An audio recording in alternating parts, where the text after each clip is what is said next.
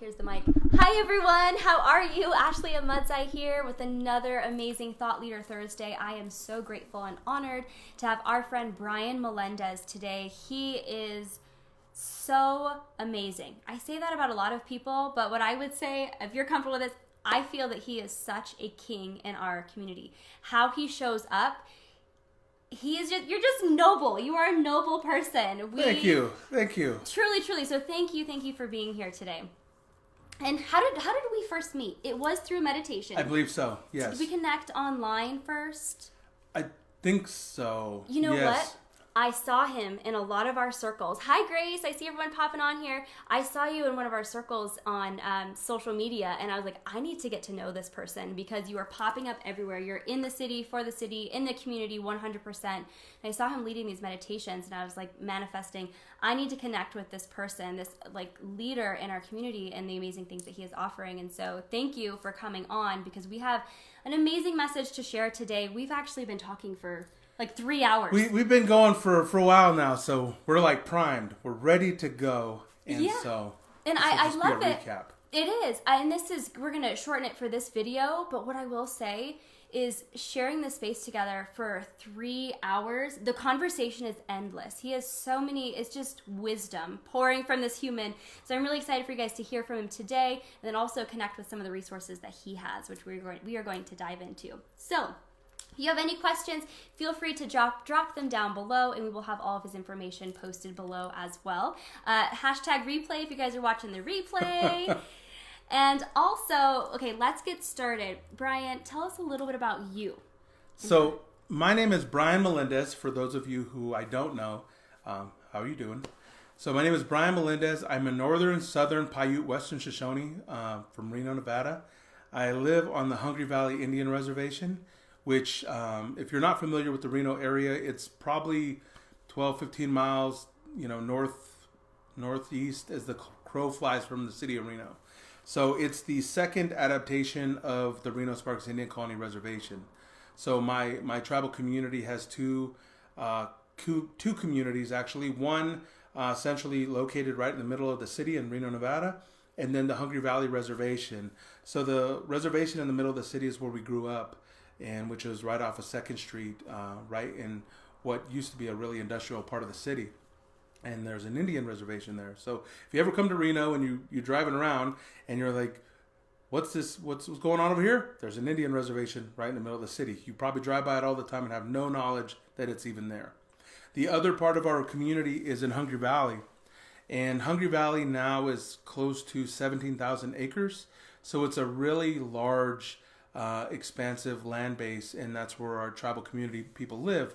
And the people that live on our reservation are some combination of Shoshone, Paiute, or Washoe people. And so we have a portion of, I would say probably maybe 25% of our community live in the Reno colony. 25% of them live on the Hungry Valley Reservation. And the mass majority, 50% of our people live all throughout the city and all over the country.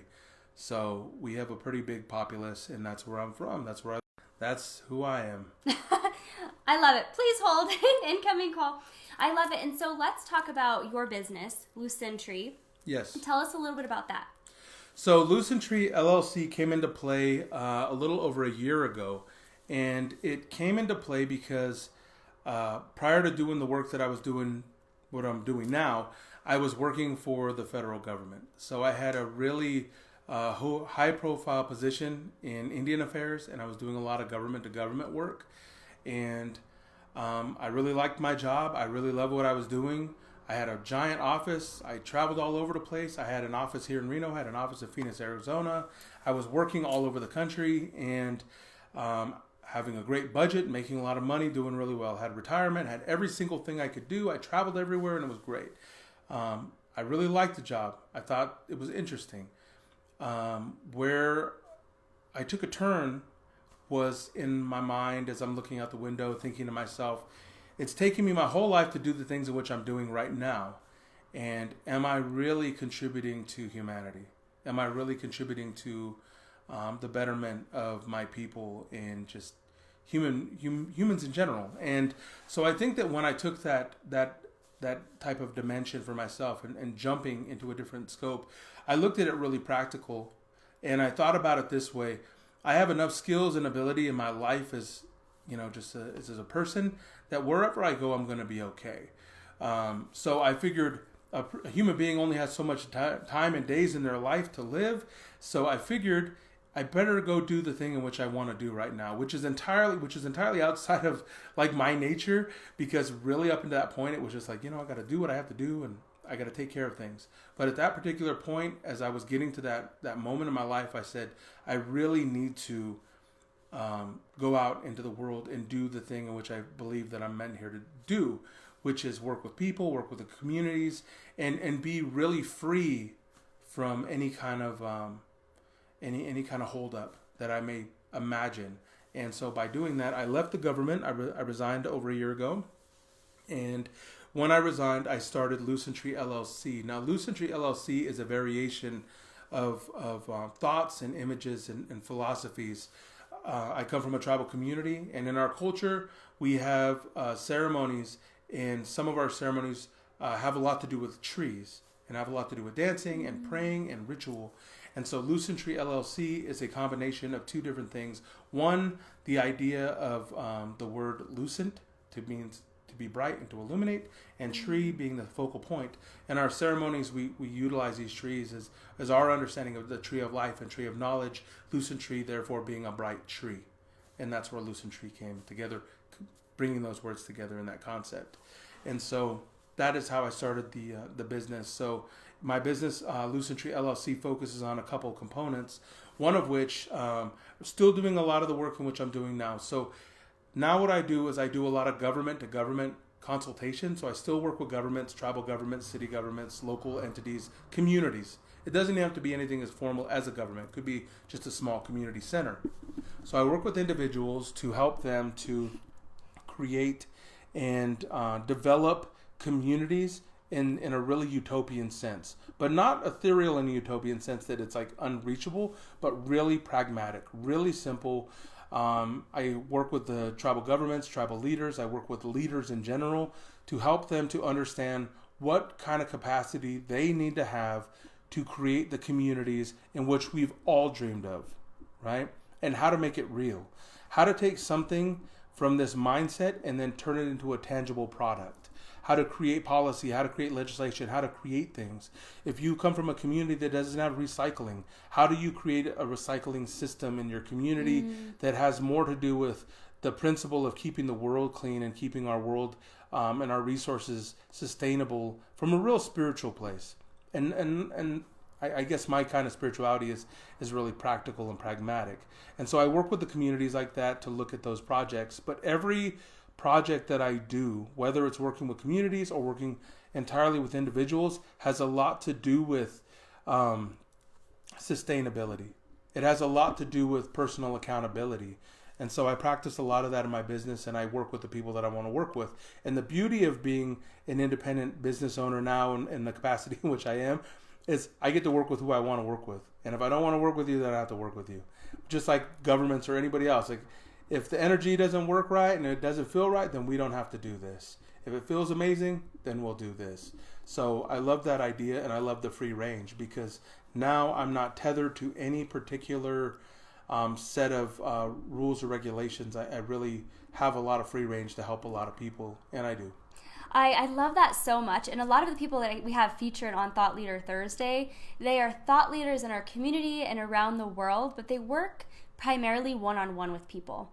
And Brian, I love that you are working on a grander scale. You are working on like the community, on the governmental level, like the government. That's amazing. And we need more people who are doing that, who are advocating for what we need. And I love that you have so much history, with your tribe, and you bring that to how are we referring to it as, like westernized or like American culture? There's so many things. You're the bridge in that gap, and that's so powerful. Like, we've been waiting for a leader like this, and I'm just in awe when I have this conversation with him.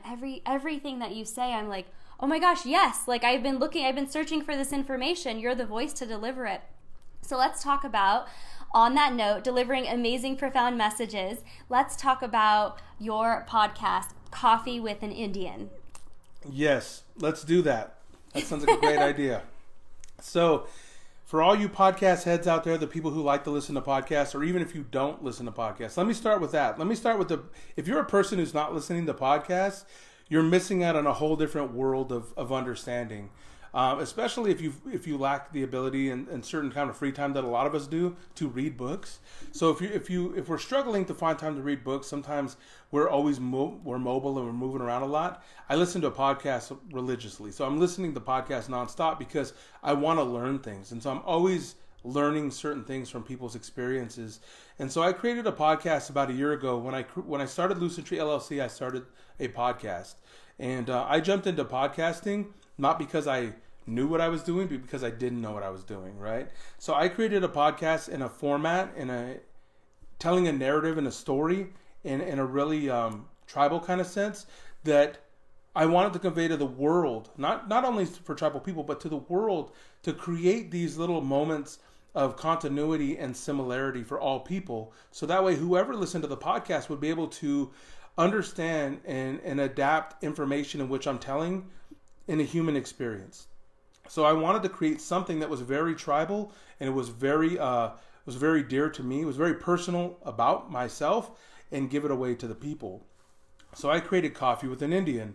So Coffee with an Indian, you can find my podcast and wherever you get your podcasts from. You can get it from Apple, Stitcher, Spotify. I'm everywhere.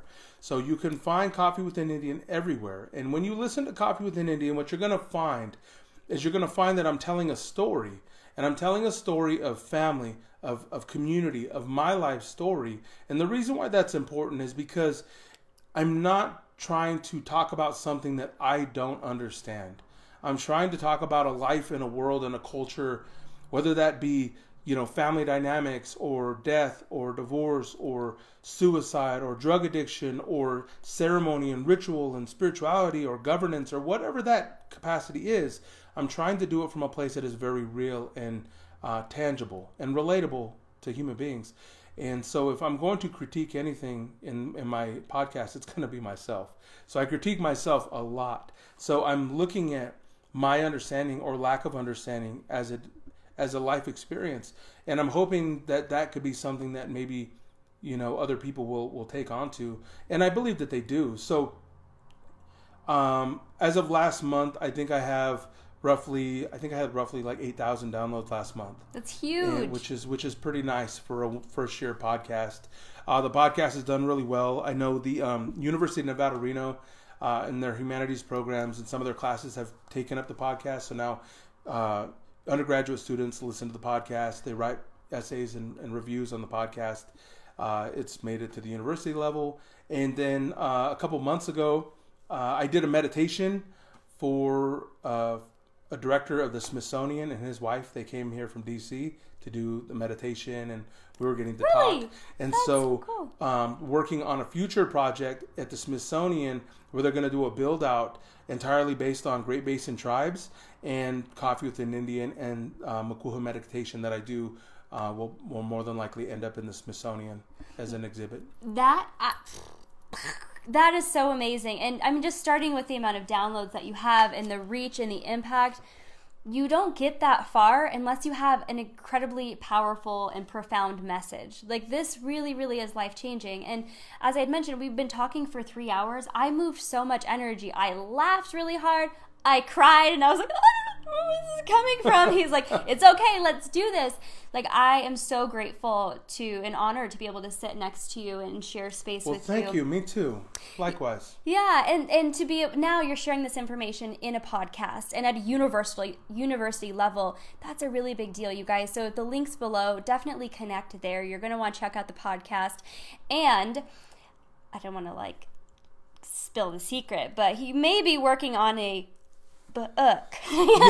yes, I am working on a book, and it's going to come out, and it's going to, when it comes out, it's going to just hit everybody right in the face, and so it's going to be amazing. And I'm not just saying that because I'm writing the book and I'm extremely biased in my own writing, but what I'm discussing and what I'm doing is going to change the discourse in our communities, whether that be for people of color, for spirituality, for governance, for community building, for family building, engagements.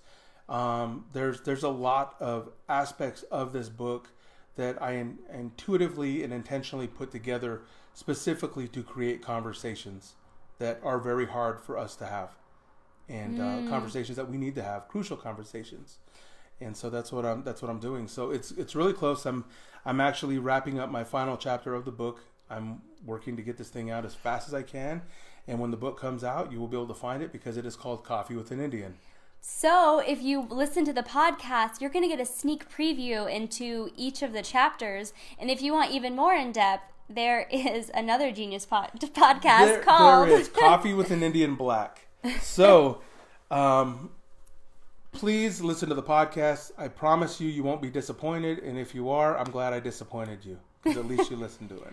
But you'll take something. But you'll learn something. So whether you know this or not, you're going to learn something. So I have another version of the podcast. So Coffee with an Indian, you can get it on Apple or iTunes, or Spotify, Stitcher, things like that. But I also create a second segment of the podcast called Coffee with an Indian Black. Now, Coffee with an Indian Black is a really different type of podcast. It's really the extended version of the thing in which you would be able to listen to on iTunes. However, this is the raw, it's the extended R-rated, really explicit version of that, in which you would almost kind of wonder, like, what would a community spiritualist be talking that explicit, and why would you be doing that? Well, for the reason of that, I think that a lot of the content of which I'm trying to discuss is really dark. And some of these things are really hard to take on, right?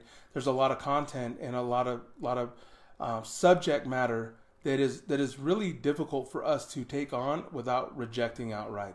So I figure this: if you want to listen to the podcast, listen to Coffee with Indian. You'll get a really good story. It'll be a really good lesson. There's a lot there. Beautiful. I'm happy you'll take that with you. But if you want to know more, and you want to know more in detail as far as why this story exists the way in which it does, why are we discussing this in all these details, why are there these really open-ended kind of scenarios, why are there really specific details of really horrible atrocities, why are these things there, please listen to Coffee with an Indian Black. It's in a subscription-based format you can find on Patreon. So you can go on Patreon and you'll find me, Coffee with an Indian Black, and it'll be somewhere in the show notes, or you can take a look, especially if you're looking on Coffee with an Indian, wherever, it's always in the show notes. But if you can't find me there, you can find me on my website, www.lucentree.com. You'll find me there too. So my objective is to help and educate people, but also to make you really uncomfortable. Yes, and on that, because Brian, you do blend. It's kind of like kicking the ass, kind of, but also the spirituality of it, and you blend the two. And one of the first things that when I actually met him, I was like, you're such a beautiful combination of the masculine and the feminine. And I love how you bring that to your story as well. You're not just this hard ass, but you're not this like woo-woo fluffy person. You blend it perfectly to where it holds us accountable to our actions, to our practice, to our impact and our purpose. And I took notes as we were talking, and I was like, wow, I need to even step into my power, like my gifts and my abilities as a psychic. I need to honor those. And listening to your tribe and how you value everything from the people, your relationships, your family, to the earth, I was blown away of there's this whole new way of looking at life that even I wasn't paying attention to. And so I just really encourage you guys to check out that podcast. And a lot of it, it can be dark, but that's where we learn the lesson. Oh, for sure. That's where our deepest transformation and healing comes from. And you had even said that doing that podcast, you had no idea that you're going to experience so much healing. I didn't. I had no idea going into it, because that's not really why I did it, because I wanted to share a story, but I had no idea that going through and observing myself in that capacity was going to change me. And I will say that this past year of creating the podcast and releasing episodes, every single episode that I release is some type of shield that I've guarded myself with to make myself so vulnerable to the world, to show every single underside of me that is not pretty, and every single thing in which I had to go through to learn something is there too. So I didn't know that that was going to happen. But I can tell you one thing, that I do not ever regret doing it. Only because I've learned so much about it. And I've learned so much about myself and my family and my community. And I know that the more I tell the story of my community and my family, the more we grow and the more that we're able to heal collectively. And that's what it's all about. Yes. Also, okay, let's talk about these meditations. So, and I am guilty of this, you guys. I am not going to fib. When I'm doing my meditation, it's like, what do I want to manifest? What energy that's trapped in my space? Not that I'm mocking myself, it sounds sarcastic, but what energy is trapped in my space that's not mine do I need to release? And the first meditation that I did with you, it was all about, yes, all of those things and cleaning, cleansing that, but how are we going to give back to the earth? And what are we going to give back to our community? And I remember there's a huge part of the meditation that I took away of how often, we have think X amount of so many thoughts a day. How often are you thinking about that? About giving back to the earth, to the sky, to the wind? Like, even if it's a gratitude or thank you, we take that for granted so often. And I love that a meditation is a huge avenue that we'll have to talk about as well. But I love that that is a huge part of your mission, is with the community and with the earth. You want to share about that? Absolutely. Without source, without access to the earth and the planet and clean water and fresh air, then we have nothing. So when I look back at my culture and I think about who I am and what it is that I'm trying to convey to the world, I think about the absolute mission. Like, what is the total mission that we're trying to achieve here? And that is that my culture, my ancestors, my relatives, our connection to the land and the earth-based practices that we have are only as sustainable as our access to clean water and fresh air and those things, which those impact all of us. Because if I'm not out in the land making a mess, somebody else is. So as long as those things are occurring, and as long as the continuity or the, I guess the fragility of the land is compromised by people, then we're all going to be subject to that. So I think that in the meditation, what I'm trying to get across to people in the process of utilizing meditation is to insert that thought back again into conscious-minded people, spiritualists, people who are aware, people who want to be aware. Because again, I take a look at spirituality and ritual and customs and ceremonies and community and family from a whole different place because of where I come from. And I come from a different kind of culture. And so when I look at my culture and I look at other cultures and I look at other spaces, I hear love and light and all these things, but I don't hear, how are we going to take care of the water? Yes. How are we going to keep care of the air? How are we going to take care of our families? And how are we going to grow these communities? And I don't hear those things. And when I don't hear those things, they bring me alarm. And so when they bring me alarm, I figure I can have discussions with them in those spaces, but sometimes those things don't land well. But what I can do is create my own space and invite people into my space and then have those discussions, because then there we are. So if you come to my meditations, understand that we're going to be talking about, definitely connecting back to the earth and connecting back to that part of ourselves that needs our environment.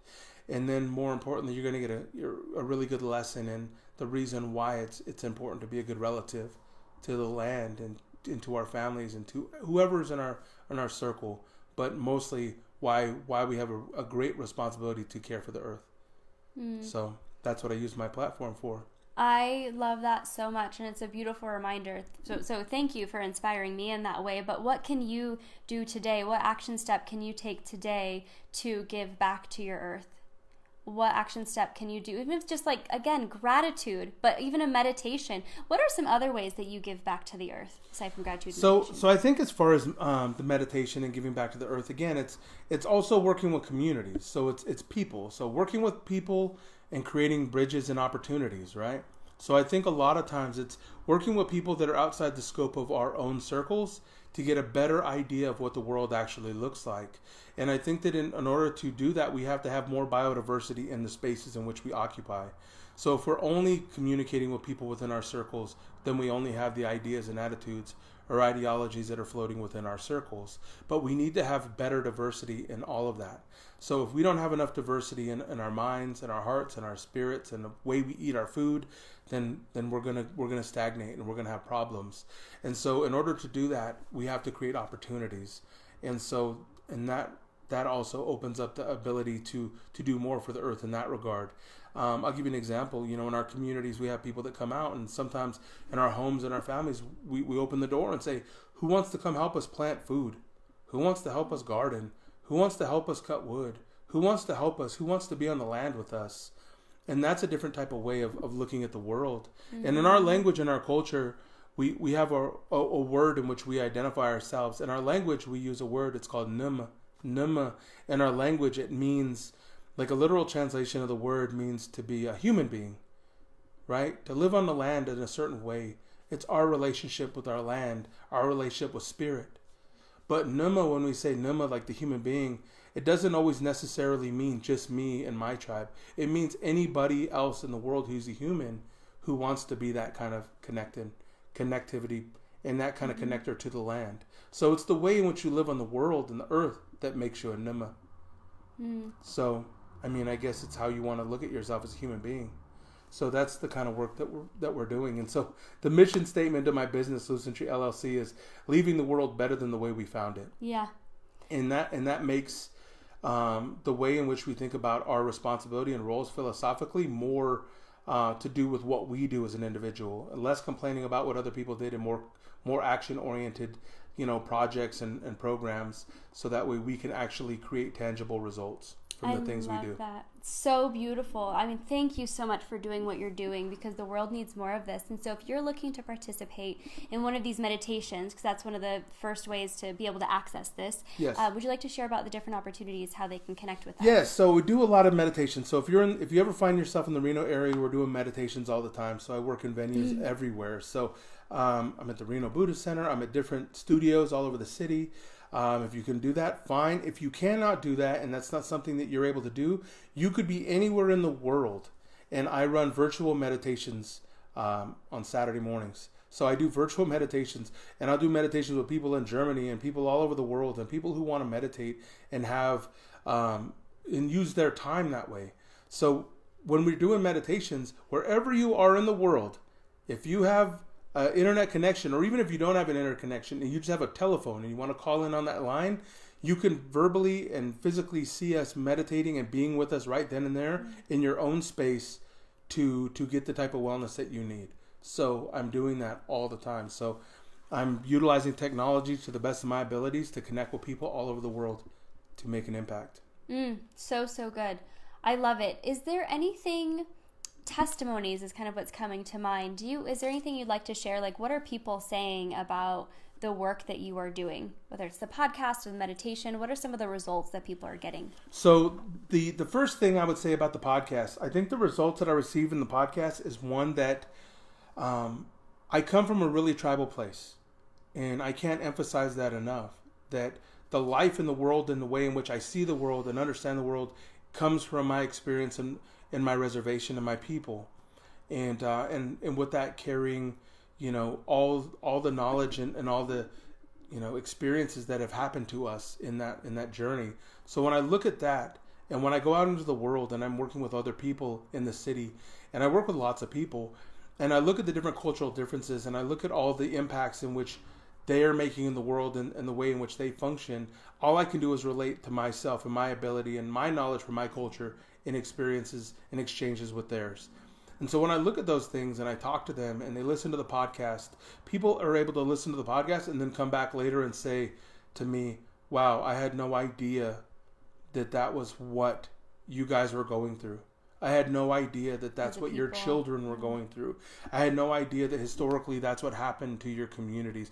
I had no idea that these are the type of, institutional mechanisms that have really disenfranchised you from certain aspects. I had no idea that these things occurred. Or likewise, I had no idea that you guys still retained and held on to these certain aspects of your culture and your language and your rituals and your ceremony and your heart. I had no idea that you guys valued the earth the way you did. I had no idea that you valued family the way you did. I had no idea that your guys' ability to look at each other and hold each other accountable was there the way in which it was. I had no idea that these things were there. And that's what I'm trying to get across to the world, is that people need to understand that that we come from different worlds for sure, and we have different experiences, but we still have we have some human similarities, and we are all encountering things similar in different ways. We use different words, we use different grammar, we use different syntax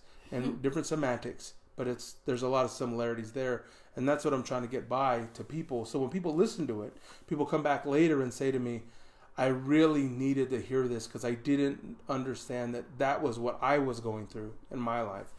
I didn't understand, and there wasn't a way for me to convey that because I never articulated that part of myself, but you did.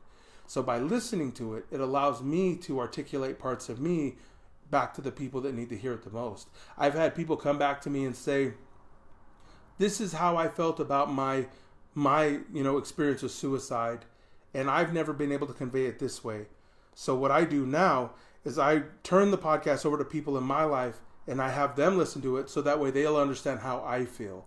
So I've had people vicariously listen to the podcast and then give it out to other people just to share the experience and say, this is how I've felt. And you're not alone. No, not alone. You're not alone. There's some crazy stuff. And people, when we go through traumatic experiences, we keep it, a lot of the times we'll keep it inside. For whatever reason or emotion that is. And so what a powerful tool that you're able to offer to the community. So the podcast, that's one way. The other thing, as far as like the meditations, similar, same kind of thing. Because so many people, and this is something that I've come to learn, right? So over the past 2 years, at least 2.5 years, I've been doing a lot more outreach outside of my communities, because up until this point, I'm only doing things within my tribal communities. And I'm working with tribal communities all over the country, but as I'm working more in a diverse setting, right, with people everywhere, and I'm learning things and I'm engaged, and I've come to learn a lot. And one of the things that I've come to learn in the process of sharing the meditations that I'm sharing with people all over the world is that they're always identifying how much their connectivity to the earth is missing. Mm-hmm. They're always identifying how much they never thought about being a good relative. They've always mentioned how they haven't really thought about their ancestors or relatives that way. There's all these aspects that they bring back to me, and I'm thinking, interesting. I know that's like part of my discussion with myself every day, but I never realized that. I was just assuming that people do that every day, but that's not what they do. Mm-hmm. And so when I'm doing these meditations, people are coming back and saying, wow, I didn't realize that I really had to do a lot more work in this area for myself, and this is going to help to balance me. So I do think that those meditations in that way help a lot of people. And then the other way that it helps a lot of people is it helps people to become more empowered for themselves. It helps people to understand that what I'm talking about in the form of meditation is really radical transparency for yourself, self-accountability for yourself. Your ability to be responsible for lots of people and lots of things. And when it comes to meditation and it comes to earth-based practices, such as the thing in which we're doing, it really requires you to be a participant in your life and for other people. It's not just about how you feel. And that in our sense of spirituality and the way in which we're conducting this, process, that it's not just about you feeling good. It's about actually you doing something. And making changes and being responsible. And if you think that your wellness, you could be one of these people and you're just like, well, I go to yoga twice a week and I have meditation. Like you could be inundated with wellness. And this is what I'm trying to get across to the world and the people that are listening right now, that there are people in the world that have no wellness whatsoever. There are people that have zero wellness whatsoever. And so if you have access to all these beautiful things, understand there are people that have no access. And there are people that have no access in the communities and the cities in which you live. And so if you have that much access, you have to make sure that you're making sure that they're well. Because if they're not well, then everything that we're doing is not going to be well. That's amazing. And such a call to action. That is such a call to action. And I was reading A Return to Love by Marianne Williamson. Amazing book. You got to check it out.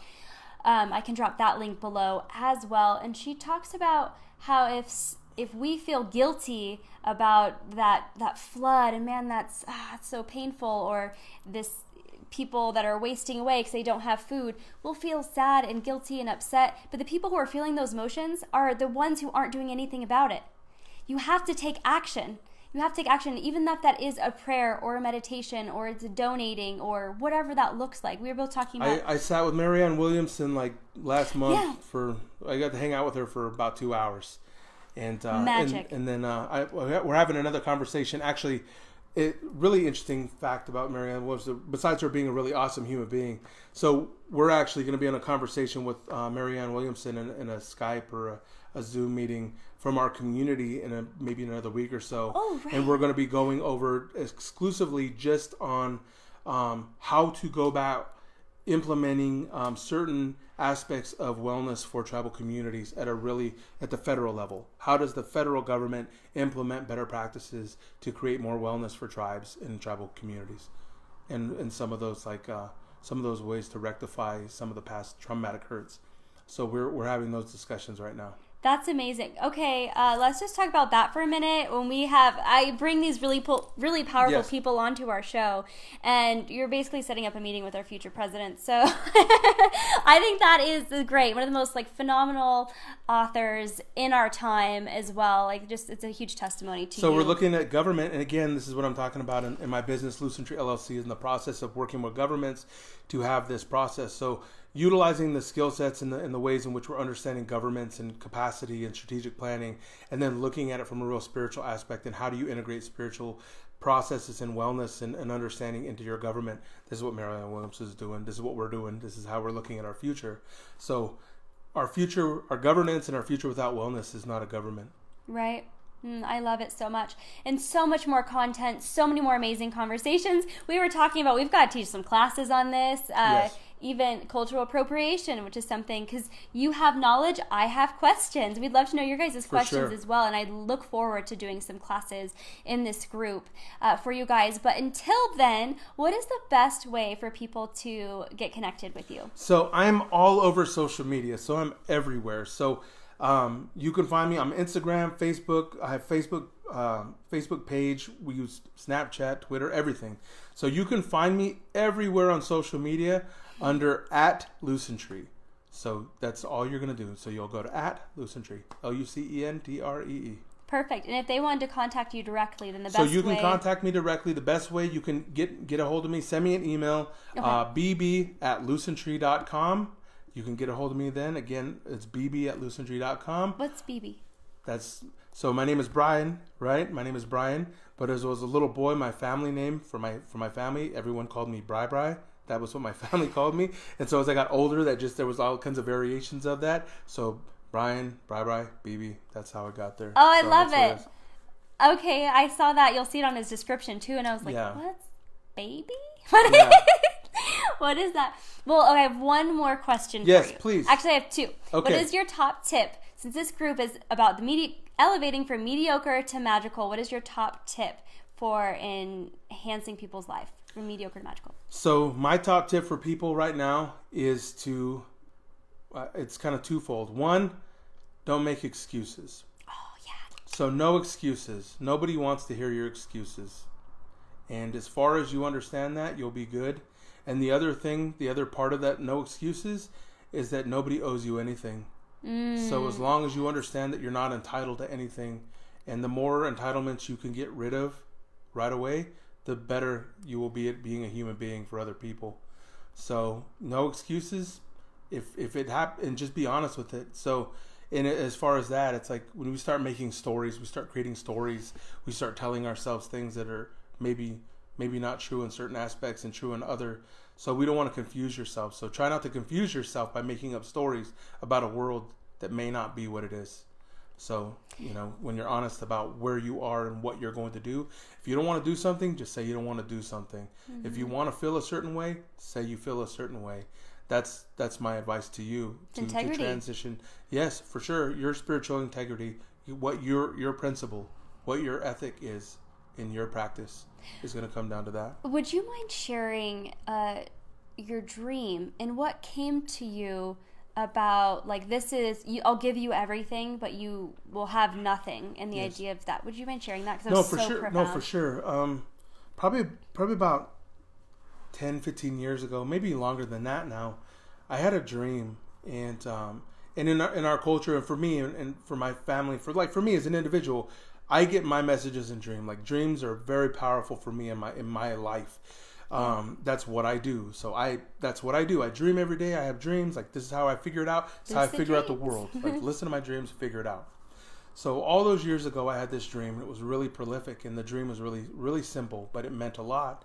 And the Spirit came to me in the dream, and the Spirit told me, they said, all these things, all the things that you ever wanted in the world, everything that you want, everything is there, and we're going to give you all things. All these things we're going to give you, but you get to have none of it. They said, you see that? You see those things there? You see that life? That family, those children, these things, all this, that's ours. It belongs to us. It doesn't belong to you. Mm-hmm. And any moment we want, we will take it from you. And so I woke up that morning with that dream, and I prayed about it, and the dream has been part of my identity and my spirit all these years. And it'll be like that for the rest of my life because it's an understanding.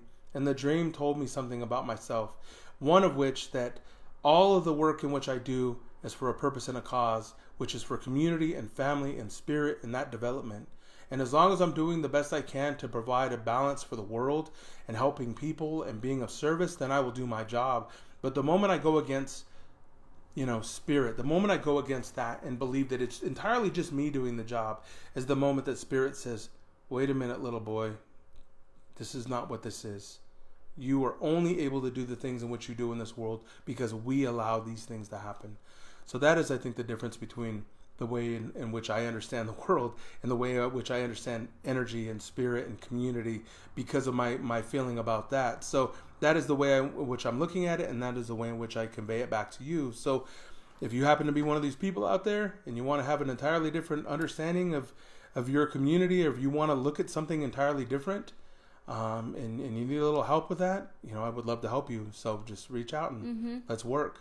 Yep. And I just gotta say that meant so much to me because there's spirit and there's ego. And I know as a business owner myself, and everyone's on social media now, there's this drive to keep up, right? And sometimes I was telling you, Brian, about I get kind of stressed out when I have to create content for something. It's it's not about me. It's not about me and what I can create and how many accolades I can get. It is about allowing to be a pure channel for spirit to flow through.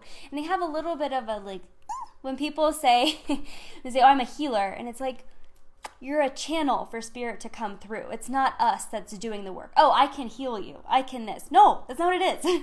You're a channel, and that's what we need to work on. When that becomes our priority and our focus, that's when true magic happens. So, sure. Yeah, when you said that, I was like, oh, yes. For sure. I want to kind of leave with this high note.